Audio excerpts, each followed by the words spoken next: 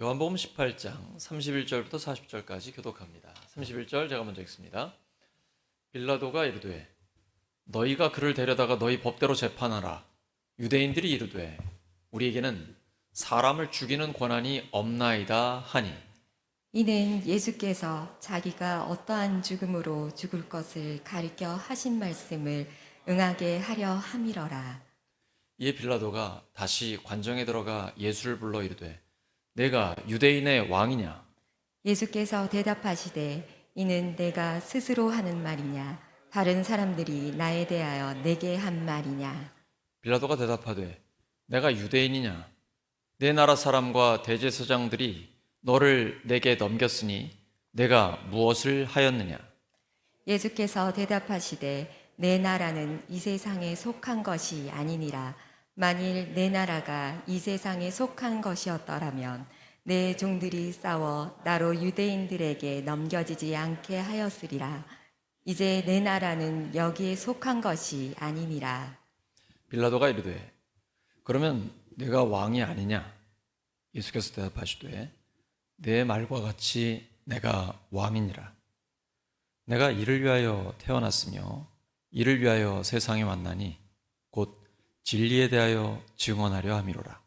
무릇 진리에 속한 자는 내 음성을 듣느니라 하신대. 빌라도가 이르되 진리가 무엇이냐 하더라. 이 말을 하고 다시 유대인들에게 나가서 이르되 나는 그에게서 아무 죄도 찾지 못하였노라. 6월절이면 내가 너희에게 한 사람을 놓아주는 전례가 있으니 그러면 너희는 내가 유대인의 왕을 너희에게 놓아주기를 원하느냐 하니. 그들이 또 소리질러 이르되 이 사람이 아니라 바라바라 하니 바라바는 강도였더라. 아멘. 요한복음 26번째 시간, 이 세상에 속하지 않은 나라, 이 세상에 속하지 않은 나라라는 제목으로 하나님의 말씀 전하겠습니다. 예수님께서 이제 체포가 되셔서 신문을 받으시는 장면입니다. 그런데 여러분 본문을 읽어보시면 예수님이 신문을 받으시는 것 같으세요? 아니면 신문을 하시는 것 같으세요? 헷갈리지 않으십니까? 빌라도 총독입니다. 우리식으로 하면 일제시대에 우리나라에 와 있는 일본 총독이에요. 근데 그 로마 총독에게 예수님이 전혀 주눅들지 않으십니다. 당당하게 말씀하시죠. 그리고 신문을 받았으면 거기에 대답을 하셔야 되는데 대답을 안 하시고 오히려 네 정체는 뭐냐? 네 생각은 뭐냐? 물어보고 계십니다. 예수님 너무 당당하시고 멋지십니다. 그런데 대조되는 인물이 나와요. 수제자로 불리웠던 베드로입니다. 예수님께서 죽은 자를 살리시고 선천성 시각장애인을 치료해 주시고 불가능한 일들을 이루어내셨을 때 강한 능력의 예수님을 보았을 때는요, 베드로가 주님 죽는 데까지 제가 따라가겠습니다. 절대 저 주님 버리는 일 없어요. 왜냐하면 주님이 전능하신 분으로 보이거든요. 이건 일반인이 아니잖아요. 정말 구약의 그 수많은 선지자 예언자들이 내 앞에 있고 나랑 같이 밥 먹고 같이 잠자고 농담 나누고 함께 웃고 즐기는 그 젊은 예수님이 말이에요. 와, 너무 놀라운 거예요. 그래서 이분의 지혜, 이분의 능력이라면 내가 뭐 죽음을 두려워할 필요가 어디냐. 죽는 데까지라도 예수님과 함께 가겠다. 근데 기대를 저버리는 거예요. 예수님께서 순순히 체포가 되시더니 이제는 빌라도 총독 앞에까지 끌려가는 그런 상황이 되는 거죠. 먼저는 대제사장 앞에 가게 되는 것이죠. 그때 베드로는 예수님을 모른다고 합니다. 헬라어를 보시면 예수님은 내가 그니라, 곧 에고 에이미라고 말씀하세요. 하나님의 자기 선언이에요. 하나님이 사람 되어 오신 바로 내가 그니라, 에고 에이미라고 말씀하십니다. 베드로는 이제 하녀가 베드로한테 물어보자. 당신도 예수님 제자 아닙니까? 그랬더니 우크 에이미라고 합니다. 나는 아니라고 말하는 거예요. 3번이나 말하고 또 다른 복음서에 보면 저주하면서 부인합니다. 이것이 우리의 모습은 아닙니까? 예수님께서 우리의 병을 치료해 주시고 또 경제적으로도 형통하게 해주시고 자녀들도 잘 되게 해주시고 떵떵거리고 세상 가운데서도 돈 많이 벌고 권세도 누리고 예수님이 이렇게 복을 주셔가지고 내가 세상 가운데서도 인정받고 인기를 누리고 힘있게 살아가고 있다. 그런 예수님은 따라가고 싶은데 예수님이 체포가 되어 스스로 생명을 내어주고 섬기는 자리, 그 섬김과 희생으로 나아가는 예수님은 모른 척하지 않습니까? 베드로의 이러한 모습이 바로 우리의 모습은 아닐까요? 근데 어느 것이 진정 능력 있는 모습입니까? 돈과 권력과 정치적인 힘을 가지고 세상을 바꾸려고 하는 것입니까? 아니면 예수님의 방법대로 섬김과 희생으로 나아가는 것입니까? 둘 중에 어느 것이 더 힘이 있는 것입니까? 우리는 역사를 통해 알고 있습니다. 돈과 권력과 정치적인 힘이 세상을 바꾸지 못합니다. 하나님 나라를 이루지 못합니다. 오직 예수님의 섬김과 희생, 즉 십자가와 부활을 통해서만 하나님의 나라가 이루어집니다. 그래서 전지전능하신 하나님이 이 땅에 오셔서 예수님이 선택하신 방법이 바로 그것입니다. 인자가 온 것은 섬김을 받으려 함이 아니라 도리어 섬기려 하고 자기 목숨을 많은 사람의 대속물로 내어주려 함이니라. 이번에 목자 컨퍼런스에 가가지고 그러한 섬김의 모범을 참 많이 보았습니다. 저는 사실 그동안 가정교회를 책으로 읽었고 그것을 일반 교회에서 적용을 해온 사람이고 이제 우리 교회에 와서 사실 제가 가정교회 초짜 아닙니까? 그래서 계속해서 배워가고 있는데 이번에 목자 컨퍼런스에서 그 목사님들과 또 목자, 목녀님들이 보여주신 그 섬김, 희생, 그들의 간증을 보면서 정말 예수님의 제자로서의 삶을 살아가고 있구나. 그것을 확인했고요. 그리고 제가 우리 교회에서 우리 목자, 목녀님들 일기를 보면서 제가 그걸 확인하고 있는 거죠. 우리 교회 목자, 목녀들을 통해 그것이 이루어지고 있다라는 걸 알고 있습니다. 진정한 예수님의 제자의 삶이고 그것이 세상을 바꾸는 힘이라는 것, 그것을 성경을 통해 예수님의 삶의 모범을 통해 그리고 목자, 목녀들의 삶을 통해서 우리가 확인할 수 있는 것입니다. 빌라도는 예수님이 아무 죄가 없다는 걸 알고 있었습니다. 그러면 무죄로 판결을 내리고 석방을 하면 되잖아요. 인생 단순한 거거든요. 근데 빌라도는 그렇게 하지 않습니다. 공의를 따르지 않고 여론을 봅니다. 하나님의 공의는 관계없고 이게 나에게 유익이 있느냐, 정치인으로서 나에게 도움이 되느냐, 이걸 보고 있는 것이죠. 그는 진리와 자기의 유익 사이를 오락가락하다가 망한 사람입니다. 매 주일 예배를 드릴 때면 세계의 수많은 교회에서 빌라도의 이름이 나옵니다. 빌라도에게 고난을 받으신 예수.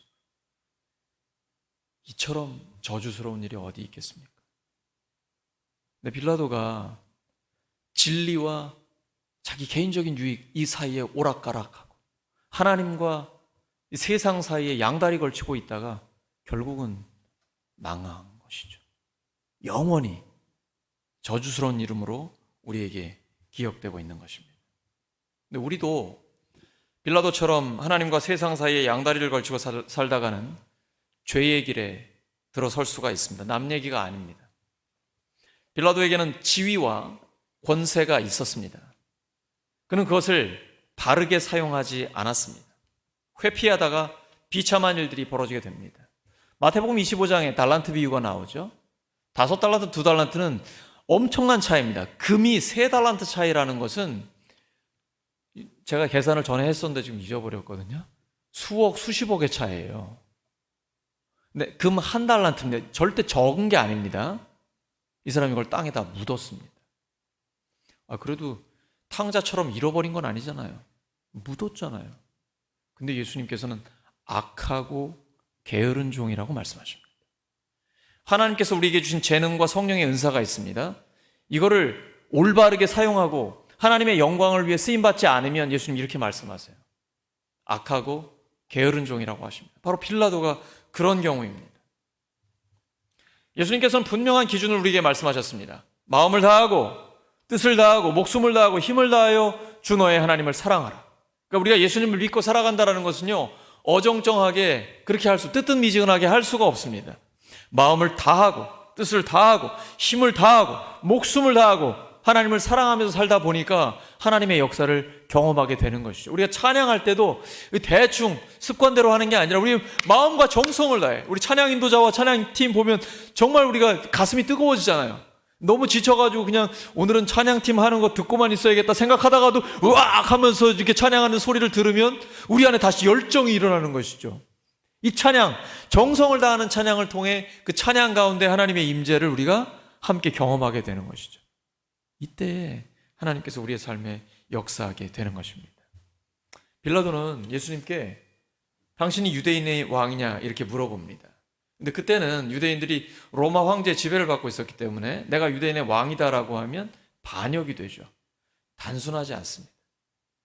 로마 제국에 반역을 한다는 건 가장 잔인하게 죽임을 당한다는 것이죠. 본보기가 되는 것이죠. 근데 예수님께서는 당당하게 말씀하세요. 살려고 변명하지 않으십니다. 근데 반면에 예수님을 고소하고 재판하고 있는 사람들 어떻습니까? 빌라도 자기가 재판의 주체 아닙니까? 근데 유대인들한테 너희들이 데려가가지고 너희들의 법대로 재판을 해. 유대인들은 뭐라고 해요? 고소하는 주체이면서 우리한테는 사람 죽이는 법이 없으면 식민지 지배를 받고 있기 때문에 당신 법으로 로마 법으로 좀 재판을 하십시오. 서로가 미루고 있는 거예요. 우왕좌왕합니다. 내용을 보시면 구체적인 고소의 내용이 나오나요? 예수님이 무슨 죄를 저질렀습니까? 오죽하면 재판하라는 빌라도 총독이 너 무슨 일 했니? 이게요, 되게 웃기는 일입니다. 총독도 모르는 죄를 가지고 재판받으려고 지금 고소하고 있는 거예요. 그 말은 반대로 얘기하면 총독에게 전혀 재판받을 일이 없다는 거예요. 예수님은 무죄하다라는 것입니다. 시기와 질투, 그리고 그들의 정치적인 종교적인 기득권 때문에 예수님을 고소하고 있는 거예요. 빌라도는요, 정치적인 감각이 있는 사람입니다. 알고 있어요. 그래서 무죄다, 죄 없어. 그러니까 이번에 사면을 해야 된다. 예를 들어 뭐 광복절 특사처럼 6월절 특사로 사면을 해야 되겠다. 당연히 유대인의 왕을 내줘야 되겠지. 이 사람이요, 지금 잔머리 쓰고 있는 거예요. 두 가지 다 만족을 시켜주려고 하는 거죠. 고소하고 있는 유대인들에게 욕먹지 않기 위해서 그래, 죄인 맞아. 근데 이번 기회에 사면하자라고 하는 것이죠. 사실은 죄가 없으니까 풀어주려고 하는데 두 가지 다 만족하려고 양다리 걸치는 거예요. 근데 둘 다 안 되는 거죠. 그게 물로 손 씻는다고 해결될 일입니까?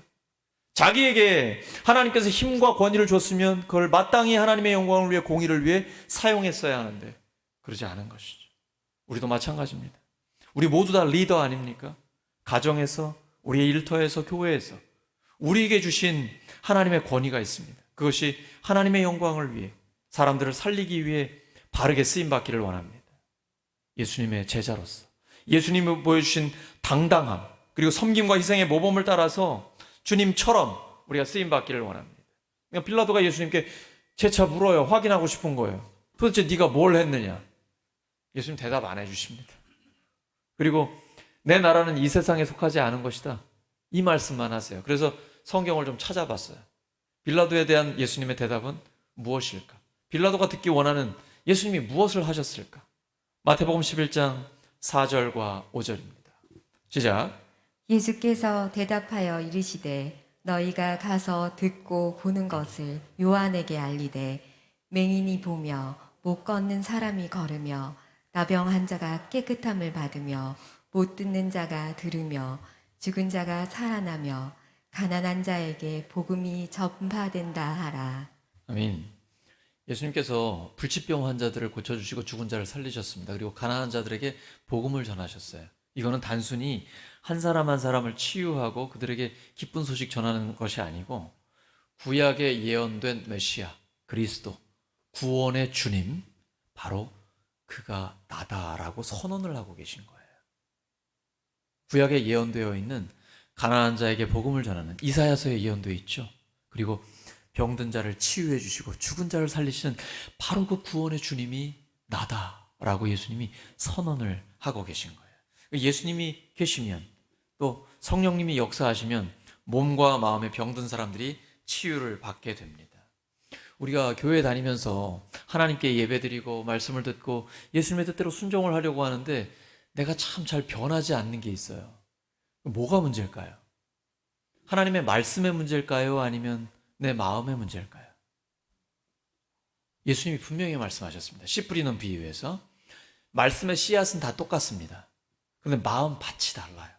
이게 길가처럼 딱딱한 밭이 있고요, 돌짝같이 상처가 많고 가시처럼 뭐 세상의 욕심이나 재리의 유혹 이런 게 누르고 있어요. 그러니까 자라지 못하는 것입니다.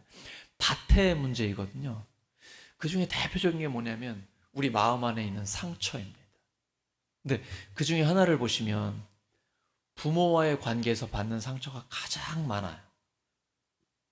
어릴 때부터 아빠 엄마에게 받은 상처가 엄청나게 많아요.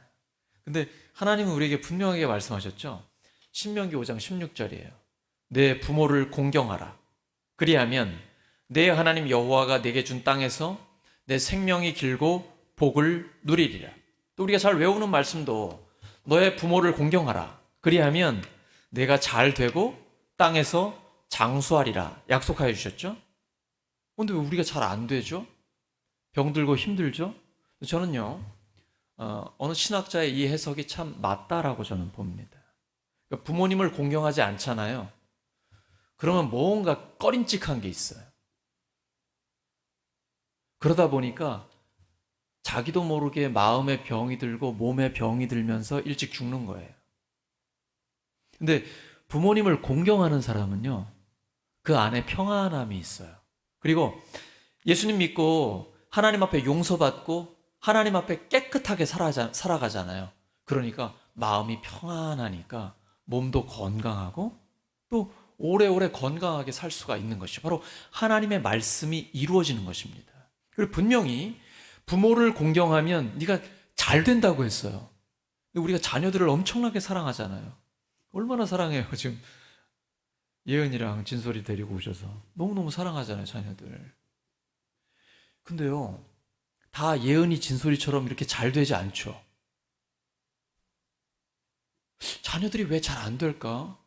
그를 위하여 기도하고 그냥 모든 것을 쏟아붓고 최선을 다해 잘해주려고 하는데 왜 잘 안 되죠? 왜 자녀 문제가 해결이 안 될까요? 나와 부모의 문제를 보셔야 됩니다. 너의 부모를 공경하라. 그리하면 내가 잘 되고 땅에서 장수하리라. 그 신명기에는 분명히 말씀하셨어요. 여호와가 내게 준 땅에서 내 생명이 길고 복을 누리리라 말씀하셨습니다. 그래서 우리가 먼저 부모 공경을 잘할 때에 이 말씀이 그대로 이루어집니다. 그럼 여러분 이제 이런 질문이 생기죠. 부모가 부모 같아야지. 공경할 만 해야지 뭐 공경을. 존경할 게 있어야 존경할. 맨 상처만 주고 나한테 평생 무슨 축복하는 게 아니라 저주만 하고 이거는 뭐 짐이야 짐. 이러는 사람도 있을 수 있잖아요. 사실 저도 하나님 앞에 회개했는데요. 하나님이 공경할 만한 부모만 공경하라고 하셨습니까? 아닙니다. 부모가 공경할 만하지 않을 수도 있어요. 그럼에도 불구하고 우리는 부모를 공경하는 겁니다. 나에게 생명을 주신 부모님을 소중히 여기고 그를 사랑하고 존경하려고 노력하는 겁니다. 이게 부모 공경이거든요. 그러면 혹시 부모님은 부족해서 우리에게 공경을 받지 못할 만한 그런 부족한 분일지 몰라도 우리가 하나님의 말씀에 순종했잖아요. 그럼에도 불구하고 우리가 부모님을 공경하잖아요. 하나님의 약속이 우리의 삶에 이루어집니다. 여러분 잘 보세요. 생각해 보세요. 부모를 공경하는 사람 중에 안 된 사람 보셨습니까? 저는 짧은 인생이지만 단 한 명도 보지 못했어요. 부모를 공경하는 사람은 잘 됩니다. 하나님이 약속하셨기 때문에 하나님의 약속이 우리에게 이루어지는 것입니다. 혹시 자녀 문제가 안 풀리고 있습니까? 어떤 삶의 문제들이 해결이 안 됩니까? 부모 공경을 먼저 생각하세요. 알아요. 우리에게 상처 있다는 거 알아요. 부모에게 받은 상처가 있다는 거 알아요. 근데 용서까지도 부모 공경입니다. 예수님 무조건 용서하라고 하셨어요. 그리고 부모님한테 그 얘기 하는 거예요. 진심으로 용서한다라고. 이 관계를 회복하셔야 돼요. 어려워요. 근데 꼭 해결하셔야 돼요. 이게 하나님의 말씀이고 하나님의 약속이기 때문이에요. 많은 상처들의 원인이 있지만 가장 큰 거는 부모에게 받은 상처예요. 반드시 여러분 이거 해결하고 가셔야 됩니다. 그러면 부모를 공경할 때, 진심으로 부모를 공경할 때에 자녀의 문제도 또 수많은 내가 안고 있는 문제, 난제들도 해결이 되는 것입니다. 예수님은요, 이런 하나님의 법을 가지고 하나님의 말씀을 가지고 사람들을 치유하면서 그들을 자유롭게 해주셨습니다. 사도행전 10장 38절입니다. 시작. 하나님이 나사렛 예수에게 성령과 능력을 기름 붓듯 하셨음에 그가 두루 다니시며 선한 일을 행하시고 마귀에게 눌린 모든 사람을 고치셨으니 이는 하나님이 함께 하셨습니다. 아멘. 마귀에게 눌린 모든 사람을 고치신 거예요. 이 마귀에게 묶여 있기 때문에, 상처받아 있기 때문에, 또는 그 외에 어떤 죄악들, 이게 아직 해결이 안 된 것들 있잖아요. 그것이 성적인 문제일 수도 있고 어떤 우상의 문제나 이단 사이비의 문제일 수도 있고 과거에 얽혀있는 것들 있잖아요. 그럼 하나님 앞에 회개하고 우리가 돌아왔는데 그 다음엔 죄를 예수 그리스도의 이름으로 끊어야 돼요. 끊어질까요? 끊어집니다. 예수 그리스도의 이름에 능력이 있는 것이에요. 그래서 하나님 앞에 회개하고 마귀로 인해, 죄로 인해, 과거의 어떤 나의 하나님 앞에서의 범죄로 인해서 묶여있는 것 또는 악한 영들에게 묶여있는 것들을 예수 그리스도 이름으로 명하노니 끊어져라 라고 말씀하시면 예수 그리스도의 이름 앞에 끊어지는 것입니다. 그러면 진정한 자유함이 와요. 그러면 인상이 달라집니다. 여러분 비싼 돈 주고 파운데이션 안 쓰셔도 돼요.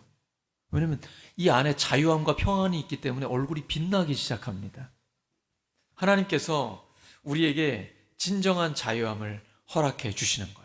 근데 예수님께서 빌라도의 대답에 대답하지 않으시고 나의 나라는 이 세상에 속하지 않은 나라라고 말씀을 하고 계십니다. 그러면 어디에 속한 나라라는 거예요?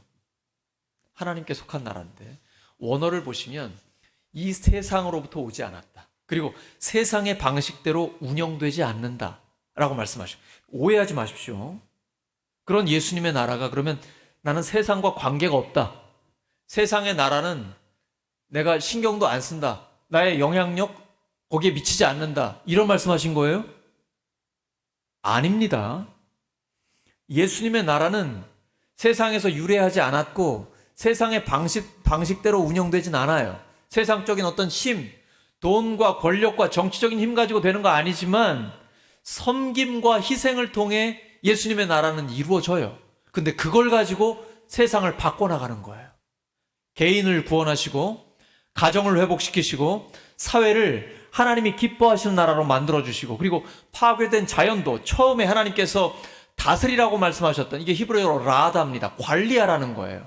처음에 하나님이 만드셨을 때 심히 보시기에 좋았던 그 상태로 만들어가는 것, 그 우리에게 맡겨주신 것이거든요. 그게 바로 예수님의 나라입니다. 예수님은 우리를 위해 죽으시고 부활하신 뒤에 이렇게 말씀하세요. 하늘과 땅의 모든 권세를 나에게 주셨다. 곧 왕 중에 왕입니다.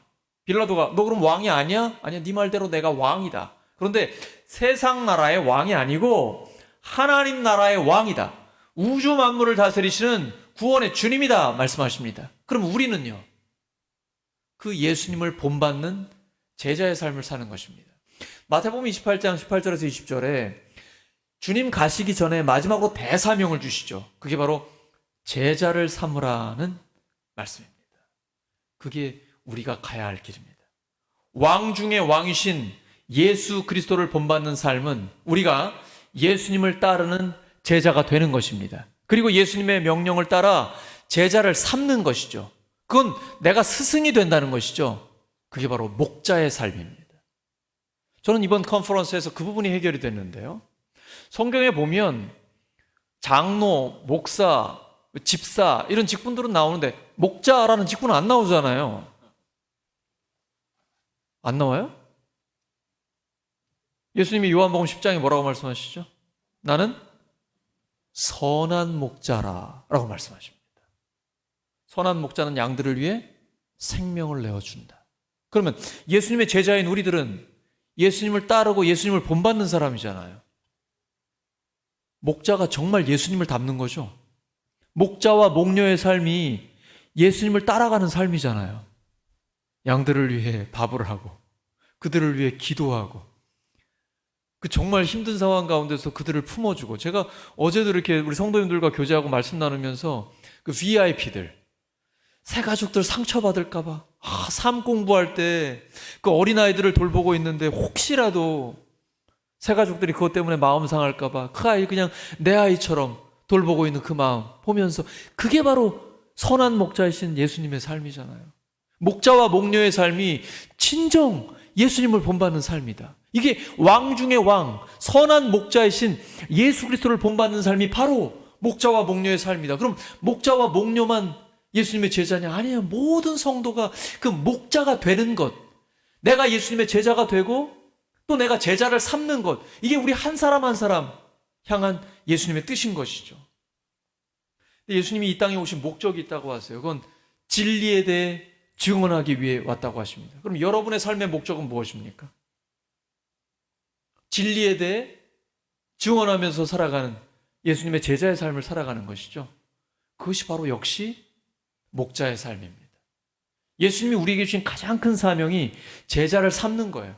마태복음 28장 18절에서 20절에서 제자를 삼고 세례를 주고 예수님의 모든 가르침을 지키도록 가르쳐라, 가르치도록 가르쳐서 지키게 하라, 이 말씀 중에 동사는 제자 삼으라는 말밖에 없어요. 나머지는 다 분사예요. 가장 중요한 예수님의 명령은 제자를 삼으라는 거예요. 이 진리를 가르치고 진리를 살아가는 거예요. 근데 빌라도가 예수님께 여쭤봅니다. 그럼 도대체 진리가 뭐냐? 질문이 잘못된 거예요. 진리가 누구냐라고 여쭤봐야 돼요. 진리는 내가 알고 소유하고 있는 게 아니라 진리를 내 삶으로 살아가는 거예요. 그래서 제가 목자 목녀들의 삶을 보면서 참 너무 감사하고 감동하는 이유가 그거예요. 목원들을 위해 눈물을 흘리고 정말 힘들어하는 목원들을 위해서 함께 아파하는 그것을 보면서 목원들이 감동하고 저도 그것 때문에 같이 기도하면서 행복해하고, 이게 예수님께서 우리에게 주신 그 진리를 살아내는 삶이거든요. 그리고 마지막 세 번째로 예수님께서 이렇게 말씀하십니다. 진리에 속한 자는 예수님의 음성을 듣는다라는 거예요. 이 듣는다는 게 곧 순종하는 것입니다. 오늘 하나님의 음성이 들리십니까? 이 들린다라는 게 이제 드디어 따르기 시작한다라는 거예요. 그러니까 주님은 뭐 어떤 거창한 것보다 주님의 말씀을 듣는 걸 원하세요. 그리고 그 듣고 따르는 것을 원하고 계십니다. 성경을 통해 하나님의 말씀이 진리고 각 가정에서 교회가 이루어지고 거기에서 제자를 삼고 목자, 목녀, 모든 성도가 목자와 목녀가 돼서 예수님의 제자로 살아가는 것, 이게 하나님의 뜻이 분명하다면 그 삶을 우리가 함께 살아가는 것이죠. 마태복음 22장 37절입니다. 시작. 예수께서 이르시되 내 마음을 다하고 목숨을 다하고 뜻을 다하여 주 너의 하나님을 사랑하라 하셨으니. 분명하게 하나님께서 우리에게 말씀을 주셨다. 성경을 통해 우리에게 예수님의 뜻, 예수님의 마음이 이것이다라는 확신이 있으니까 이제 마음을 다해서 우리가 그 길을 함께 걸어가는 것입니다. 오늘 말씀 정리합니다. 예수님은 분명한 자기 선언을 하십니다. 내가 바로 왕이다. 우주 만물을 다스리시는 왕 중의 왕이십니다. 우리는 그 왕이신 예수 그리스도를 본받는 삶을 살아가는 것입니다. 그것이 바로 목자와 목녀의 삶이죠. 그러니까 모든 성도는 목자와 목녀의 삶을 살아가야 하는 것이죠. 거기가 우리가 나아가야 할 방향입니다. 우리는 예수님을 본받고 그리고 우리 자신이 예수님을 본받은 스승이 되어 제자를 삼는 삶을 살아가는 것이죠. 이것이 예수님께서 이 땅에 오신 목적이고 또한 우리를 향한 하나님의 목적입니다. 이 목적을 이루어가는 삶을 살아가는 것, 그것이 주님께서 원하는 것이에요. 그 진리에 속한 사람은 예수님의 음성을 듣게 됩니다. 그래, 내가 예수 그리스도를 본받는 제자의 삶을 살아가고 그리고 내가 또 제자 삼는 삶을 살아가야겠구나, 이렇게 결단하며 살아갈 때에 우리의 삶에 그 하나님의 뜻이 이루어질 줄로 믿습니다. 주님의 말씀에 순종하고 하나님의 뜻이 이루어지는 삶이 되기를 예수 그리스도의 이름으로 축원합니다. 함께 기도합니다. 아버지 하나님 감사합니다. 왕 중의 왕이신 예수님을 본받는 제자의 삶을 살게 하여 주시옵소서.